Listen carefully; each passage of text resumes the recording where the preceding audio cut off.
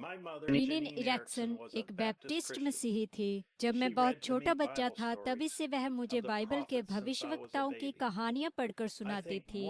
मुझे लगता है कि ज्यादातर माताओं को मेरी माँ जैसा ही होना चाहिए। वह तब तक बाइबल की कहानियां पढ़कर सुनाती थी जब तक मैं उनके पास सोते सोते सो नहीं जाता था, जैसा कि आप यहाँ इस फोटो में देख सकते हैं। आज माताओं पर पहले से कहीं ज्यादा जिम्मेदारी है कि वे अपने बच्चों को परमेश्वर के वचन के करीब रखें, खासकर इन अंतिम दिनों में, और उन्हें रैप्चर के लिए तैयार करें। इसके लिए वे हर हफ्ते की टेप चलाकर सुनाएं। हर छोटे छोटे बच्चे को सातवें दूत विलियम मैरियन ब्रैनम का संदेश सुनने में मदद करें, और फिर हर बच्चे को youngfoundation.org पर मौजूद टेप क्विज पूरे करने में सहायता करें। वचन का वह बीज जो माँ ने टेप के माध्यम से वचन सुनकर बच्चों के दिलों में बोया था, वह उन बच्चों के हृदय में अंकुरित होगा। वह उन तमाम संसारिक और धार्मिक खरपतवार बीजों को जड़ से उखाड़ फेंकेगा जो इस युग में हमारे बच्चों को यहोवा यूं कहता है वाले एकमात्र संदेश से दूर ले जाने की कोशिश कर रहे हैं।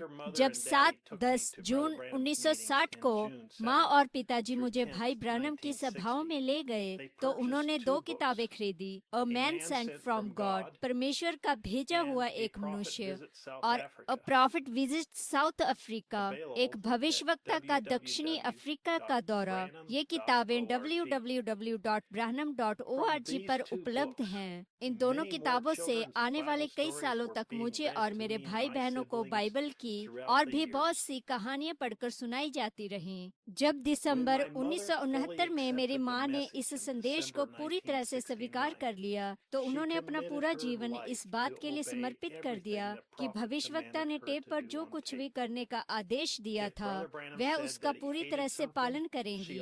अगर भाई ब्रैनम कहते थे कि उन्हें कोई चीज नापसंद है तो माँ भी उसे नापसंद करती थी। अगर वह कहते थे आज हमें यह काम करना चाहिए तो माँ बिना किसी हिचक के उनका आदेश मान लेती थी। मैं सभी माताओं को प्रोत्साहित करता हूँ कि वे भी मेरी माँ जैसी बने, क्योंकि आज उनकी 74 संतानों वंशजों में से हर एक प्रभु की सेवा कर रहा है और हर घर में टेप सेवकाई होम टेप सर्विस के दौरान वे पूरे उत्साह से टेप चलाते और सुनते हैं। आज स्वर्ग की महिमा में परमेश्वर उनकी आत्मा को आशीष दे। अब उकाब एकत्रित हो रहे हैं। ब्रैनम टैबरनेकल और भाई जोसेफ ब्रैनम की ओर से एक पत्र। प्रिय दुल्हन, अब मुझे लगता है कि हम एक माँ को जितना भी सम्मान दे वह कम ही है। हमारी माँ ही सबसे पहले हमारे साथ होती है और उन्हें यह बड़ी जिम्मेदारी सौंपी गई है कि हम भविष्य में क्या बनेंगे और हमें किस रास्ते पर चलना है। परमेश्वर की ओर से उन्हें यह दायित्व मिला है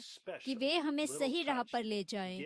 इसलिए माँओं को परमेश्वर की ओर से एक विशेष और अनूठा स्पर्श प्राप्त होता है। इस रविवार हमारे लिए कितनी विशेष आशीषें इंतजार कर रही हैं जब हम सभी माँओं को श्रद्धांजलि अर्पित करेंगे और जब हम परमेश्वर के सातवें दूत को यह व्यक्त करते हुए सुनेंगे कि हमारे दिलों में हमारी माँओं के लिए कितना प्रेम और सम्मान है। हम जानते हैं कि हर दिन ही मदर्स डे माँ दिवस होता है, लेकिन इस रविवार हम सभी माँओं को एक विशेष श्रद्धांजलि देंगे। हम अपने नबी को उन्हें सम्मान देते हुए सुनेंगे, ठीक वैसे ही जैसे उन्होंने 60 साल पहले 10 मई 1959 को ठीक इसी दिन कहा था। भाई जोसेफ ब्रैनम।